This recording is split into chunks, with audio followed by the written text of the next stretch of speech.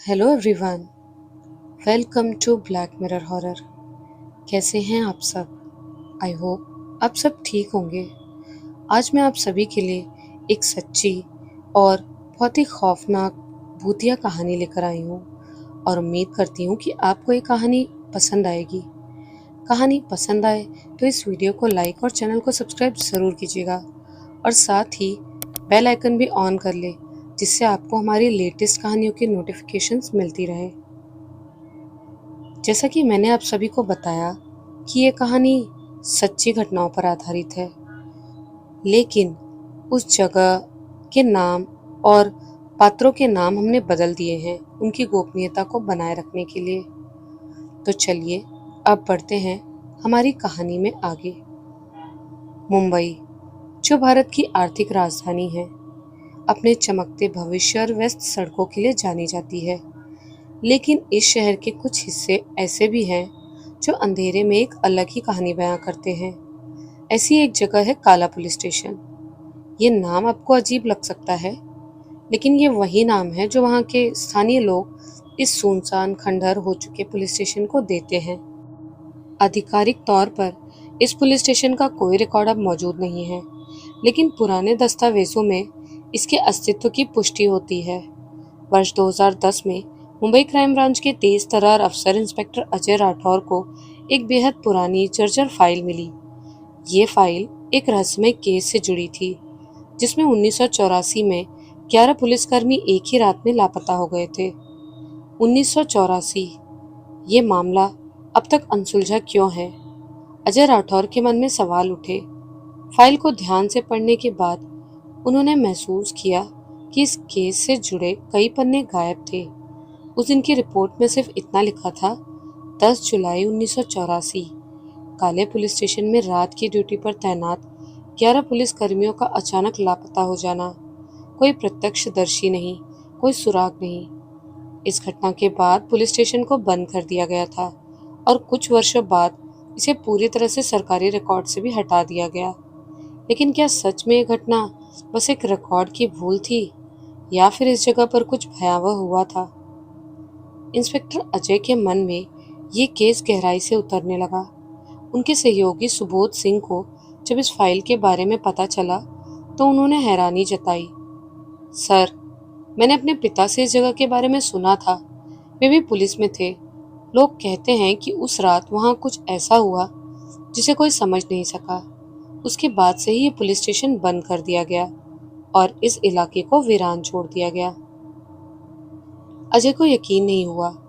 एक ऐसा केस जिसमें 11 पुलिसकर्मी गायब हो गए और किसी ने इसकी जांच भी नहीं की। क्या ये पुलिस स्टेशन अभी भी वहां मौजूद है? उन्होंने पूछा। सुबोध ने सिर हिलाया।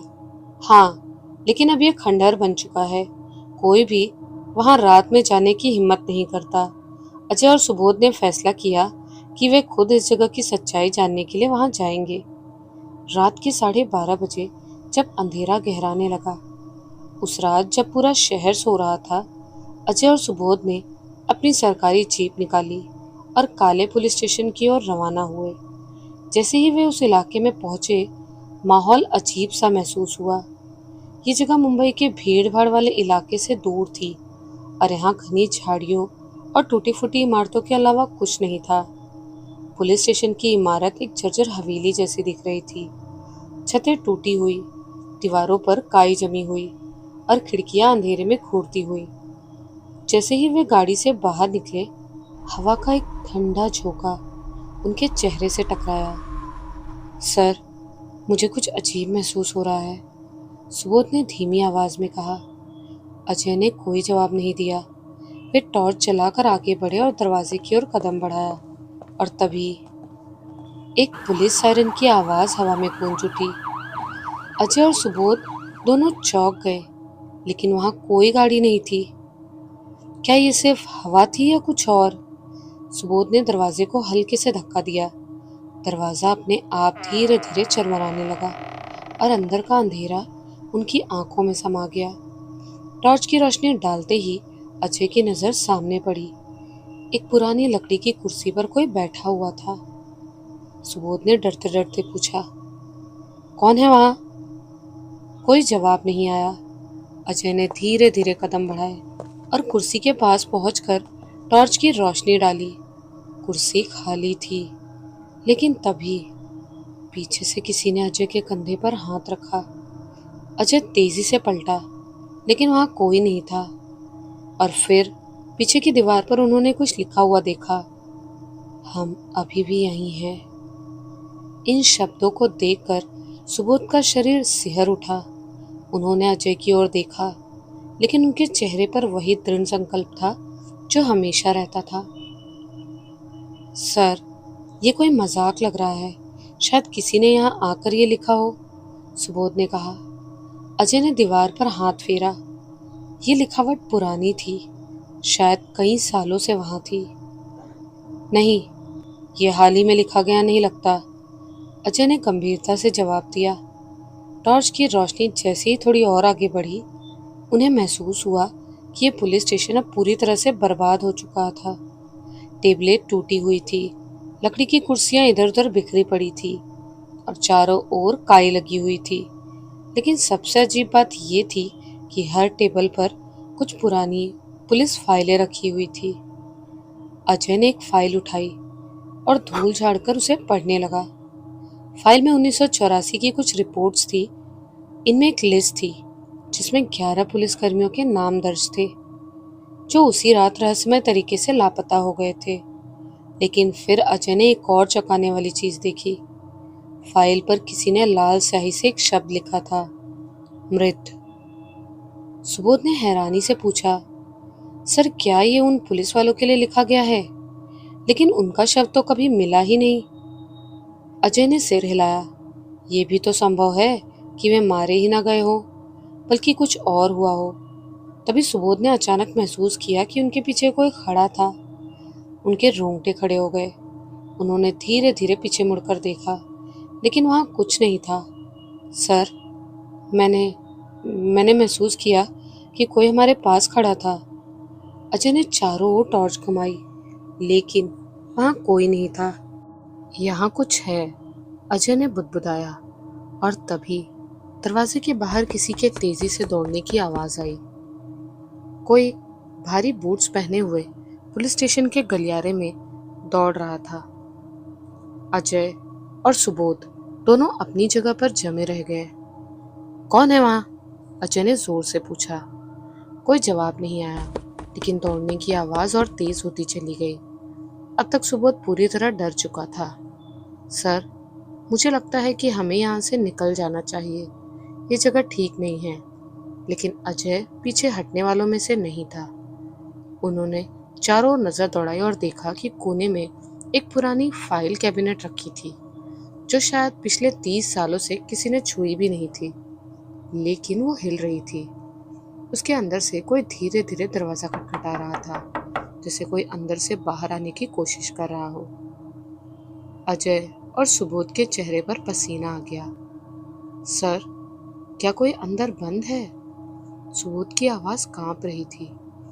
अजय ने आगे बढ़कर कैबिनेट के हैंडल को पकड़ लिया, लेकिन जैसे ही उसने उसे खोला, दरवाजा अपने आप जोर से खुल गया और एक पुरानी जली हुई पुलिस वर्दी अंदर से बाहर गिर पड़ी। सुबोध चीख उठा, ये क्या है सर? अजय ने वर्दी को उठाया। वर्दी पूरी तरह से काली हो चुकी थी, जैसे किसी ने इसे जला दिया हो। और फिर उन्होंने वर्दी के कॉलर पर एक नाम लिखा हुआ देखा, सुभाष नेगी, सब इंस्पेक्टर। ये वही नाम था जो 1984 में लापता हुए पुलिसकर्मियों की लिस्ट में दर्ज था। अजय अब पूरी तरह से सतर्क हो चुके थे। उन्होंने महसूस किया कि यह सिर्फ एक वीरान पुलिस स्टेशन नहीं था, यहाँ कुछ अनदेखी ताकतें अब भी मौजूद थी। तभी पीछे से एक गहरी कांपती हुई आवाज आई, तुम्हें यहाँ नहीं आना चाहिए था। अजय और सुबोध तेजी से पीछे मुड़े। वहां कोई नहीं था, लेकिन टॉर्च की रोशनी में उन्होंने देखा कि फर्श पर गीले ताजा पैरों के निशान उभर आए थे। अजय और सुबोध को अब यकीन हो चुका था कि इस जगह पर कुछ भयानक रहस्य छिपे थे। इंस्पेक्टर अजय राठौर और उनके सहयोगी सुबोध सिंह अब तक ये समझ चुके थे कि काला पुलिस स्टेशन कोई आम वीरान इमारत नहीं है।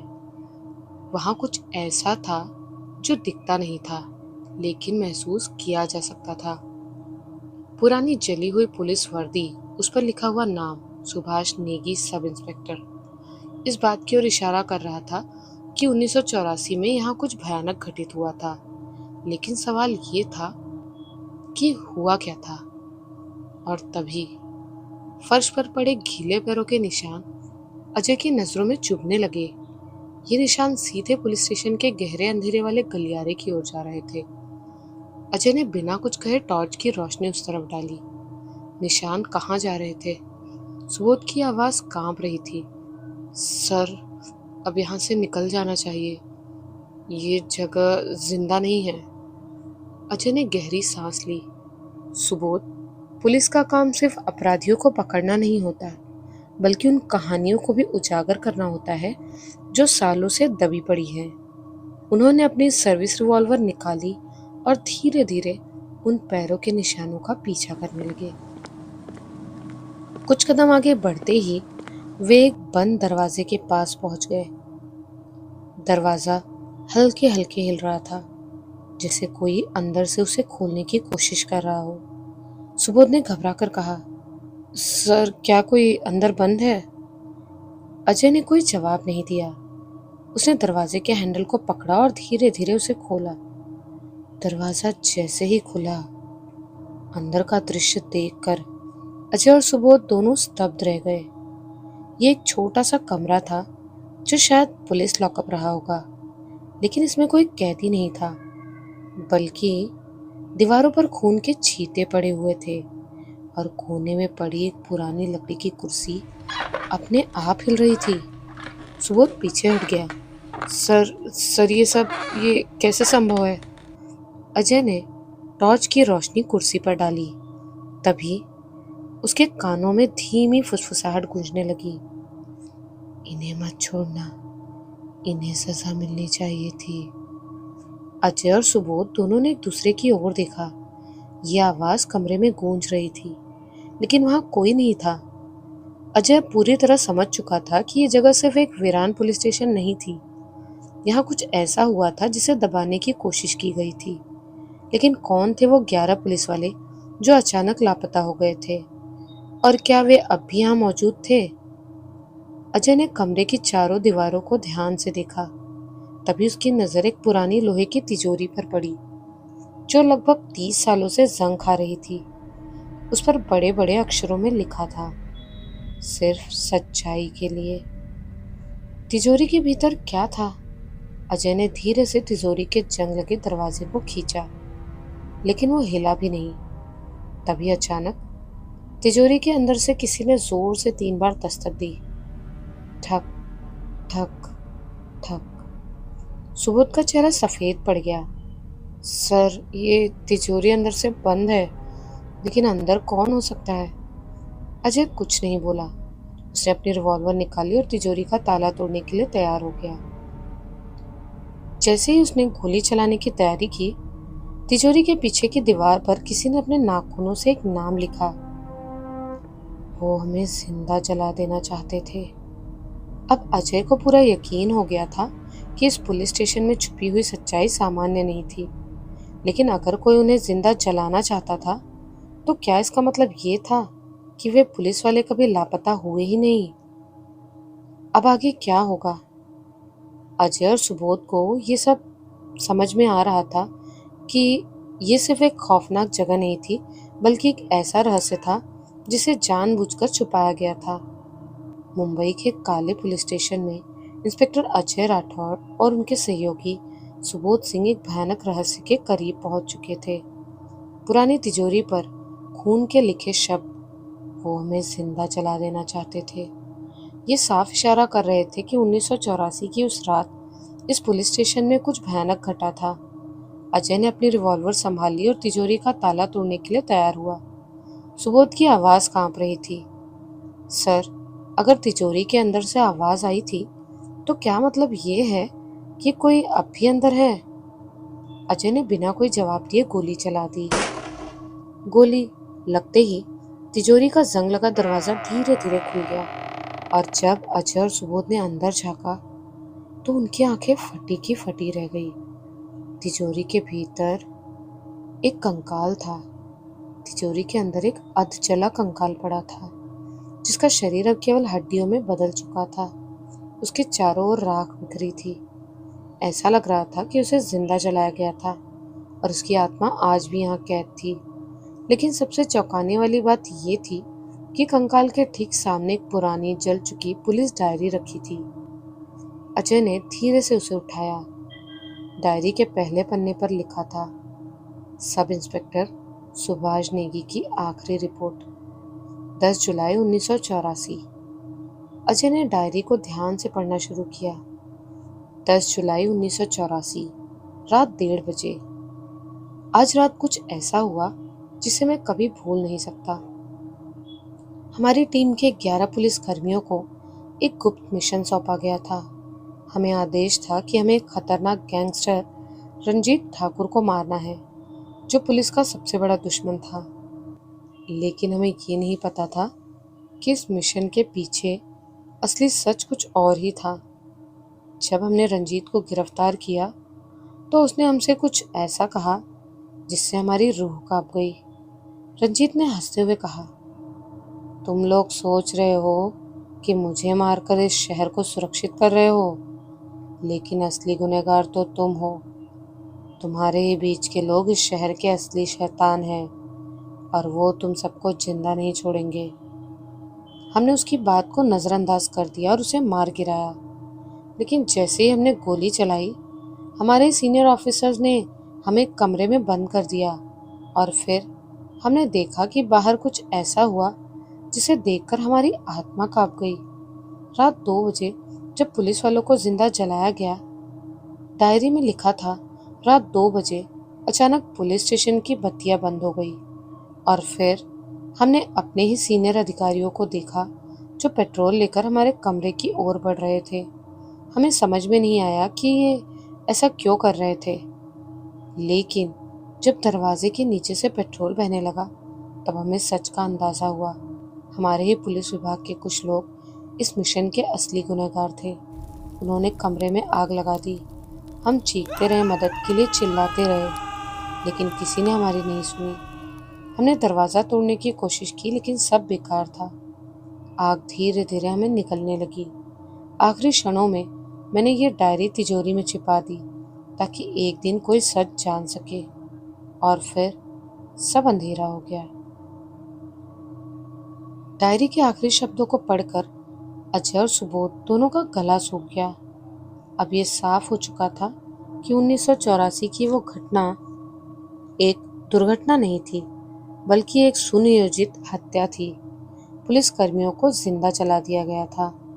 तभी कमरे में अचानक तेज हवा का झोंका आया और पूरा पुलिस स्टेशन गूंज उठा। हमारा बदला अभी बाकी है, हमारा बदला अभी बाकी है। अजय और सुबोध अब ये समझ चुके थे कि उन्होंने एक ऐसे रहस्य को छेड़ दिया है जिसे अब तक किसी ने नहीं जाना था। मुंबई के इस वीरान पड़े काले पुलिस स्टेशन में इंस्पेक्टर अजय राठौर और उनके सहयोगी सुबोध सिंह अब 1984 में घटी उस भयानक घटना की सच्चाई के करीब थे। डायरी में लिखे शब्दों ने साफ कर दिया था कि ये सिर्फ एक लापता पुलिसकर्मियों का मामला नहीं था, बल्कि एक साजिश थी। 11 पुलिसकर्मियों को उनके ही सीनियर अधिकारियों ने धोखा देकर जिंदा जला दिया था और शायद उनकी आत्माएं आज भी न्याय की तलाश में इस पुलिस स्टेशन में भटक रही थी। अजय और सुबोध अब भी तिजोरी के पास खड़े थे जब अचानक टॉर्च की रोशनी धीमी होने लगी। सुबोध ने घबरा कर कहा, सर, यह अचानक क्या हो रहा है? अजय ने चारों ओर नजर दौड़ाई। कमरे के कोनों में काले धुएं जैसे साए हिलते हुए नजर आ रहे थे। फिर कमरे के एक कोने से एक धीमी लेकिन गहरी आवाज गूंजी, हम अब भी यहाँ हैं, हमें इंसाफ चाहिए। सुबोध का शरीर पसीने से भीग चुका था। सर, ये हमें यहाँ से जाने नहीं देंगे। अजय ने सांस अंदर खींची और जोर से कहा, तुम कौन हो? हमें क्यों रोक रहे हो? आत्माएं जो अब भी भटक रही थी।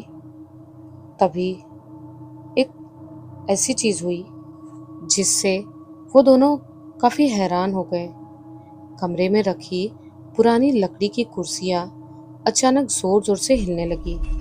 दरवाजे अपने आप बंद हो गए और सबसे खौफनाक बात, तिजोरी के भीतर पड़ा कंकाल हिलने लगा, जैसे उसमें अब भी कुछ जान बची हो। अजय और सुबोध अब तक समझ चुके थे कि आत्माएं उन्हें कुछ बताना चाहती थी। सुबोध ने कांपती आवाज में कहा, सर, अगर ये वही पुलिसकर्मी है तो शायद ये इंसाफ चाहते हैं। अजय ने फिर से जोर से कहा, हम यहाँ तुम्हारी मदद करने आए हैं। बताओ, तुम्हारे साथ क्या हुआ था? कमरे में अचानक तेज हवा चलने लगी और धूल मिट्टी उड़ने लगी और फिर अंधेरे में एक परछाई उभरी। ये परछाई किसी इंसान की थी। उसकी पुलिस वर्दी फटी हुई थी, चेहरा अध जला था और आंखों की जगह केवल अंधेरा था। वो परछाई धीरे धीरे आगे बढ़ी और अजय के सामने आकर खड़ी हो गई और फिर उसने अपना अध जला हाथ उठाया और कमरे की एक दीवार की ओर इशारा किया। अजय और सुबोध ने जब उस दीवार की ओर देखा तो वहां कुछ लिखा था, वे अब भी जिंदा है। क्या मतलब था इस संदेश का? अजय ने तुरंत दीवार के पास जाकर उस पर हाथ फेरा। ये लिखा हुआ कोई पुराना निशान नहीं था, यह अभी अभी लिखा गया था। अजय और सुबोध ने तुरंत पुलिस स्टेशन के बाकी हिस्सों की तलाशी लेनी शुरू की। एक पुराने कैबिनेट में उन्हें कुछ धूल से भरी फाइलें मिली। जब उन्होंने उन्हें खोला तो वे हैरान रह गए। इन फाइलों में उन 4 पुलिस अधिकारियों के नाम दर्ज थे जिन्होंने 1984 में इस कांड को अंजाम दिया था। अजय ने तुरंत गूगल पर उन चारों के बारे में सर्च किया और फिर जो सामने आया उसे देखकर उनका पूरा शरीर कांप उठा। वे चारों अब भी जिंदा थे। हाँ, 1984 के हत्यारे पुलिस अधिकारी अब भी जिंदा थे और वे अब भी मुंबई में रह रहे थे। अजय और सुबोध के हाथ अब इस केस की सबसे खतरनाक कड़ी लग चुकी थी। 1984 के काला पुलिस स्टेशन हत्याकांड की सच्चाई अब इंस्पेक्टर अजय राठौड़ और उनके सहयोगी सुबोध सिंह के सामने थी। वे जान चुके थे कि 11 निर्दोष पुलिसकर्मियों को उनके ही सीनियर अधिकारियों ने जिंदा जला दिया था और सबसे खौफनाक बात, वे चारों अधिकारी अब भी जिंदा थे। लेकिन सवाल था, अब आगे क्या किया जाए? चारों पुलिस अधिकारी अब कहाँ हैं? अजय ने अपने मोबाइल पर उन चारों के नाम सर्च किए। पहला अधिकारी रिटायर्ड लोखंडवाला में रहता है। दूसरा अब एक निजी सिक्योरिटी कंपनी चलाता है, ठाणे में रहता है। तीसरा गोवा में एक होटल का मालिक है और चौथा राजनीति में वर्तमान में मुंबई में ही रहता है। सुबोध ने घबरा कर कहा, सर, ये सारे बड़े आदमी हैं, इन तक पहुंचना आसान नहीं होगा। अजय ने गहरी सांस ली, लेकिन हम पुलिस वाले हैं, हमें डर कर भागना नहीं है। अजय ने सबसे पहले आरोपी का पता लगाया। वो अब मुंबई के लोखंडवाला इलाके में एक पॉश अपार्टमेंट में रहता था। अजय और सुबोध ने बिना देरी किए उसे ट्रैक करने की योजना बनाई। रात के 11 बज चुके थे। जब वे उसकी बिल्डिंग के नीचे पहुंचे तो देखा कि वो अपनी गाड़ी में बैठने वाला था। अजय ने तुरंत अपना पुलिस बैज दिखाया। सर, हमें आपसे कुछ पूछताछ करनी है। वो अधिकारी एक पल के लिए रुका, फिर हंसकर बोला, अरे इंस्पेक्टर साहब, इतनी रात को कोई सीरियस केस है क्या? अजय ने बिना समय गवाए कहा, 1984 का काला पुलिस स्टेशन केस। ये सुनते ही उस अधिकारी का चेहरा एकदम सफेद पड़ गया। उसकी आंखों में डर था। रात के 12 बजे अजय और सुबोध ने उस अधिकारी को एक कॉफी शॉप में बिठाया और उससे सीधे सीधे पूछा, 1984 में तुमने 11 पुलिस वालों को जिंदा क्यों जलाया? उसने घबराकर इधर उधर देखा, फिर धीरे से बोला, तुम लोग नहीं समझोगे, हमें मजबूर किया गया था। सुबोध ने गुस्से में कहा, किसने मजबूर किया था? उस अधिकारी ने कांपते हुए कहा, रंजीत ठाकुर के पास सिर्फ अंडरवर्ल्ड की ताकत नहीं थी, उसके पास कुछ और भी था। अजय चौंक गया, क्या मतलब? तो उस अधिकारी ने धीरे से कहा, उसके पास काला जादू था। क्या रंजीत ठाकुर सच में कुछ जानता था? उसकी आवाज़ कांप रही थी। रंजीत ठाकुर सिर्फ एक गैंगस्टर नहीं था, वो एक तांत्रिक भी था। उसके पास काले जादू की शक्ति थी जिससे वो किसी को भी मार सकता था। अजय और सुबोध को यकीन नहीं हुआ। क्या बकवास कर रहे हो? उसने पसीना पोंछते हुए कहा। हमने रंजीत को मारा था, लेकिन उसकी मौत के बाद भी उसकी आत्मा जिंदा रही। वो हमें मारने के लिए वापस आया और उसने हमें सजा दी। अजय ने कड़े शब्दों में कहा। तो तुमने निर्दोष पुलिस वालों को क्यों मारा? उस अधिकारी की आंखों में आंसू आ गए। हमें आदेश मिला था कि या तो हम उन्हें मार दें या फिर रंजीत की आत्मा हमें खत्म कर देगी। हमने उन्हें जिंदा जला दिया, लेकिन अब हमें इसकी सजा मिल रही है। क्या आत्माएं अब बदला लेने वाली हैं? सुबोध ने घबरा कर कहा। सर, क्या मतलब? कौन सजा दे रहा है? उस अधिकारी ने कांपते हुए कहा। तुमने पुलिस स्टेशन में उन आत्माओं को देखा ना? वे अब भी जिंदा है और वे हम चारों को मारने के लिए वापस आ रही हैं। तभी कॉफी शॉप की लाइट अचानक बुझ गई और वो अधिकारी जोर जोर से चीखने लगा। अजय और सुबोध ने तुरंत अपनी टॉर्च निकाली, लेकिन जैसे ही रोशनी वापस आई, उस अधिकारी की गर्दन पर गहरे जलने के निशान बन चुके थे। वो जमीन पर गिरा और कांपते हुए कहा, वे आ गए हैं, वे हमें लेने आ गए हैं। अब क्या होगा? अजय और सुबोध अब तक इस केस को सिर्फ एक पुराना हत्याकांड समझ रहे थे, लेकिन अब ये साफ हो चुका था, ये सिर्फ एक अपराध नहीं था, ये उन आत्माओं का बदला था जो अब इंसाफ लेने आ रही थी। अब सवाल था, क्या बाकी 3 हत्यारे पुलिस अधिकारी भी बच पाएंगे या फिर वो आत्माएं इसी तरह बाकियों को भी मार देंगी? इंस्पेक्टर अजय राठौड़ और सुबोध सिंह कॉफी शॉप के कोने में बेजान पड़े उस अधिकारी को देख रहे थे। उसकी गर्दन पर गहरे जलने के निशान थे, जैसे किसी ने उसे आग में झोंक दिया हो। लेकिन सबसे खौफनाक बात, वहां किसी ने उसे छुआ भी नहीं था। सुबोध का पूरा शरीर कांप रहा था। सर, ये कैसे हो सकता है?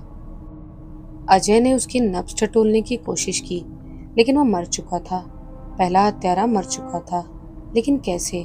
अजय और सुबोध की आंखों के सामने एक इंसान की अजीब मौत हो चुकी थी, और ये महज इत्तेफाक नहीं था। 1984 में जिंदा जलाए गए पुलिस कर्मियों की आत्माएं अब अपने कातिलों से बदला ले रही थी। क्या आत्माएं अपने हत्यारों को खोज रही हैं? सुबोध ने कांपती आवाज में कहा। सर, ये तो मर गया। अब अगला कौन? अजय ने उन 4 नामों को फिर से देखा। अब पहले ऑफिसर की मौत कोई साधारण मौत नहीं थी, ये एक चेतावनी थी। जो आत्माएं अब तक भटक रही थी, वे अपने कातिलों को नहीं छोड़ने वाली थी। अजय ने तुरंत थाने पुलिस से संपर्क किया और उस दूसरे अधिकारी का पता निकाला। वो एक पुराने बंगले में अकेला रह रहा था। रात के 2 बजे अजय और सुबोध थाने पहुंचे। बंगले के बाहर सन्नाटा था, लेकिन जैसे ही वे गेट के पास पहुंचे तो देखा बंगले के अंदर लाइट्स जल बुझ रही थी, जैसे वहां कुछ अजीब हो रहा हो। बंगले के अंदर का खौफनाक मंजर। अजय और सुबोध ने दरवाजा खटखटाया और कोई जवाब नहीं। फिर उन्होंने दरवाजे को धक्का दिया। दरवाजा खुल चुका था। अंदर घुसते ही बंगले की दीवारों पर खून से कुछ लिखा हुआ था। हम अब भी चल रहे हैं, सुबोध ने कांपते हुए कहा। सर, ये सब क्या हो रहा है? अजय ने चारों ओर देखा। बंगले के बीचों बीच एक जलता हुआ दिया रखा था और उसके चारों ओर कई जल चुके कागज बिखरे थे। अजय ने एक कागज उठाया तो ये वही पुरानी केस फाइल थी। अजय ने फाइल पढ़नी शुरू की। 10 जुलाई 1984। हमने रंजीत ठाकुर को मारा, लेकिन ये हमारी सबसे बड़ी भूल थी। रंजीत मरते समय जोर जोर से हंस रहा था। उसने कहा था, तुम सबको इस काले पुलिस स्टेशन में जल कर मरना होगा। हमें लगा ये बकवास है, लेकिन उसके मरते ही चीजें बदलने लगी। रात में हमें किसी के फुसफुसाने की आवाजें आने लगी। दीवारों पर खून से लगे और लिखे संदेश दिखने लगे, और फिर हमें आदेश मिला उन 11 पुलिस वालों को खत्म करने का। अगर हम ऐसा नहीं करते तो हमें ही मारा जाता। फाइल के आखिरी पन्ने पर लिखा था, रंजीत मरा नहीं था, वो आज भी जिंदा है। अजय और सुबोध का दिल तेजी से धड़कने लगा। तभी बंगले के दूसरे कमरे से एक चीख सुनाई दी। अजय और सुबोध ने दौड़कर दरवाजा खोला और जो देखा तो दूसरा अधिकारी जमीन पर गिरा पड़ा था। उसकी आंखें फटी की फटी रह गई थी। उसके चेहरे पर गहरे जलने के निशान थे और उसकी छाती पर खून से लिखा था, अब तो और बचे हैं।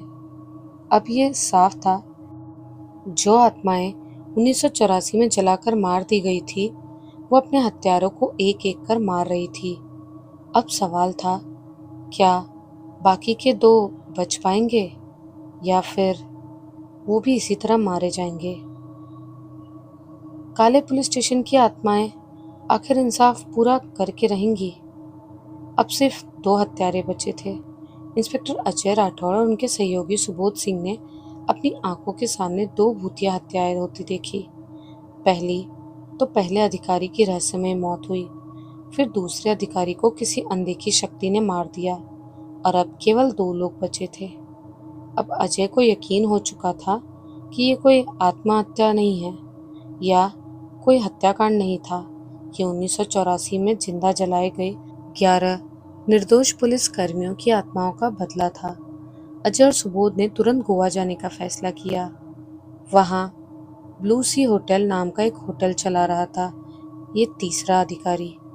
रात के 2 बजे वे होटल पहुंचे, लेकिन वहां जाकर उन्होंने देखा पूरा होटल अजीब ढंग से शांत था। होटल के अंदर का खौफनाक मंजर, जैसे ही वे होटल के अंदर घुसे, अंदर की लाइट्स एकदम झपकने लगी। हर तरफ अजीब सी बदबू थी, जली हुई चमड़ी की बदबू। अजय ने होटल के मैनेजर से पूछा कि इस होटल के मालिक कहाँ हैं? मैनेजर डरते हुए बोला, सर वो अपने कमरे में बंद है और पिछले 2 घंटे से वहां से अजीब अजीब आवाजें आ रही हैं। अजय और सुबोध ने उनके कमरे का दरवाजा जोर से खटखटाया। दरवाजा खोलिए। कोई जवाब नहीं आया। अजय ने दरवाजा तोड़ा और जो उन्होंने देखा उससे उनकी रीढ़ की हड्डी तक झंझना उठी। वो आदमी कमरे के कोने में बैठा था। उसका चेहरा बिल्कुल काला पड़ चुका था, जैसे किसी ने उसे आग में झुलसा दिया हो। उसकी आंखें फटी हुई थी और वो बुदबुदा रहा था, मुझे मत मारो, मुझे मत जलाओ, मुझे मत मारो। अचानक कमरे की खिड़की अपने आप खुल गई और अंदर अंधेरा भर गया। फिर उसके शरीर से धुआं निकलने लगा, जैसे कोई उसे अंदर से जला रहा हो, और कुछ ही सेकंड में वो वहीं जमीन पर गिर पड़ा, मरा हुआ। उसकी छाती पर खून से लिखा था, अब आखिरी बचा है। इंस्पेक्टर अजय राठौड़ और उनके सहयोगी सुबोध सिंह अब तक 3 हत्यारे पुलिस अधिकारियों की रहस्यमयी और खौफनाक मौतों के गवाह बन चुके थे। अब सिर्फ आखिरी बचा था और इस बार मौत खुद उसे ढूंढ रही थी। सुबह के 4 बजे मलाड, मुंबई। उस चौथे अधिकारी का बंगला पूरी तरह गुप्त अंधेरे में डूबा था। गार्ड सहमे हुए बाहर खड़े थे। किसी की हिम्मत नहीं हो रही थी कि अंदर जाए। तभी बंगले के भीतर से एक भयावह चीख गूंजी। अजय और सुबोध ने बिना वक्त गवाए दरवाजा तोड़ा और अंदर घुसे। बंगले के अंदर तेज दुर्गंध थी, जली हुई चमड़ी की गंध। अजय ने अपनी टॉर्च जलाकर चारों ओर देखा। दीवारों पर खून से कुछ लिखा हुआ था, अब तुम बचे हो, अब तेरा हिसाब बाकी है। अजय और सुबोध तेजी से सीढ़ियां चढ़कर उस आदमी के कमरे में पहुंचे। उसके कमरे के कोने में वो सिकड़ा हुआ बैठा था। उसकी आंखें चौड़ी हो चुकी थी, चेहरा पूरी तरह सफेद हो चुका था। वो किसी अदृश्य शक्ति को देख रहा था। अजय ने जोर से कहा, उठो, क्या देख रहे हैं आप? लेकिन उस आदमी की नजरें सामने के अंधेरे को घूर रही थी। अचानक कमरे की खिड़कियां अपने आप जोर से धड़ाम से बंद हो गई और फिर तेजी से उस आदमी का शरीर हवा में ऊपर उठ गया। नहीं नहीं, माफ कर दो मुझे, मुझे मत मारो, वो चीख रहा था। लेकिन तभी उसके शरीर से धुआं निकलने लगा, जैसे कोई उसे अंदर से जला रहा हो। और कुछ ही सेकंड में वो राख बनकर जमीन पर गिर पड़ा। दीवार पर खून से लिखा हुआ था, अब इंसाफ पूरा हुआ। अजय को अब तक लग रहा था कि ये सब उन 11 आत्माओं का बदला था, लेकिन तभी कमरे में अचानक तेज हवा चलने लगी। सुबोध ने घबरा कर कहा, सर अब ये सब खत्म हो गया ना? अजय ने कोई जवाब नहीं दिया। उसकी नजर कमरे की दीवार पर टिकी थी, जहां राख के बीच कुछ उभर रहा था। धीरे धीरे दीवार पर एक नाम बन रहा था, रंजीत ठाकुर। अचानक बंगले की लाइट झपकने लगी। सामने की दीवार से एक काली परछाई उभरी। धीरे धीरे वो परछाई आकार लेने लगी और फिर एक भयावह आकृति उनके सामने खड़ी थी। रंजीत ठाकुर। उसका चेहरा जल चुका था। उसकी आंखों की जगह 2 काले गड्ढे थे। उसके शरीर में अब भी धुआं निकल रहा था, जैसे वो अभी भी जल रहा हो, लेकिन उसकी आवाज अब भी गहरी और डरावनी थी। अब इंसाफ पूरा हुआ है, अब उन्हें शांति मिलेगी। अजय और सुबोध अपने पैरों पर जम गए। रंजीत ठाकुर का सच जानकर अजय ने हिम्मत करके पूछा, तुमने ये सब क्यों किया? रंजीत की आत्मा ने धीरे से कहा, 1984 में मुझे मार दिया गया, लेकिन मैं अकेला नहीं मरा। उन्होंने मेरे साथ 11 निर्दोष पुलिस वालों को भी जिंदा जला दिया। मैंने उनके लिए न्याय की कसम खाई थी, इसीलिए मैंने इंतज़ार किया। जब तुमने इस केस की फाइल खोली तो उन आत्माओं को फिर से उनकी शक्ति वापस मिल गई और मैंने सबका बदला पूरा कर लिया। अजय ने धीरे से पूछा, अब क्या? रंजीत ने धीरे धीरे सिर उठाया। उसकी जलती हुई आंखें अजय को घूर रही थी। अब हमें शांति मिलेगी। और फिर रंजीत ठाकुर की आत्मा धीरे धीरे धुएं में बदलने लगी। कमरे में ठंडी हवा चलने लगी और अगले ही पल कमरा पूरी तरह शांत हो गया। अब काला पुलिस स्टेशन भूतिया नहीं रहा। अजय और सुबोध ने एक दूसरे को कहा, 40 साल पुराना एक डरावना अध्याय अब बंद हो चुका था। काले पुलिस स्टेशन की आत्माएं अब मुक्त हो चुकी थी। रंजीत ठाकुर ने अपने साथ उन 11 निर्दोष पुलिस वालों की आत्माओं को भी मुक्ति दे दी थी। अब वहां कोई भूतिया साया नहीं था, बस एक पुराना वीरान पुलिस स्टेशन जो अब भी इतिहास के सबसे डरावने राज को अपने अंदर समेटे खड़ा था। उसके बाद अजय और सुबोध वापस अपनी गाड़ी में बैठे। सुबोध ने गहरी सांस ली और कहा, सर अब ये सब खत्म हो गया ना? अजय ने खिड़की से बाहर देखा। काले पुलिस स्टेशन की इमारत अंधेरे में अब भी खड़ी थी। अब वहां कोई साया नहीं था, कोई आवाज नहीं थी, लेकिन कुछ राज कभी पूरी तरह खत्म नहीं होते, क्योंकि जब हवा ने हल्का सा रुख बदला तो अजय को ऐसा लगा जैसे किसी ने उसके कान में फुसफुसा कर कहा, धन्यवाद। अजय ने तुरंत पीछे मुड़कर देखा, लेकिन वहां कोई नहीं था। और तब उसने जाना कि कभी कभी इंसाफ के लिए आत्माएं भी लौटती हैं, और जब तक उनका बदला पूरा नहीं होता वो चैन से नहीं सोती। तो ये थी मुंबई के एक भूतिया पुलिस स्टेशन की सच्ची कहानी। आपको ये कहानी कैसी लगी हमें कमेंट्स में ज़रूर बताइएगा। और अगर आपके पास भी ऐसी कोई भूतिया और सच्ची कहानी हो तो आप हमें भेज सकते हैं। मिलती हूँ फिर से एक नई वीडियो में आप सभी से बहुत जल्द, एक ऐसी ही नई भूतिया और सच्ची कहानी के साथ। तब तक के लिए अपना ख्याल रखिए।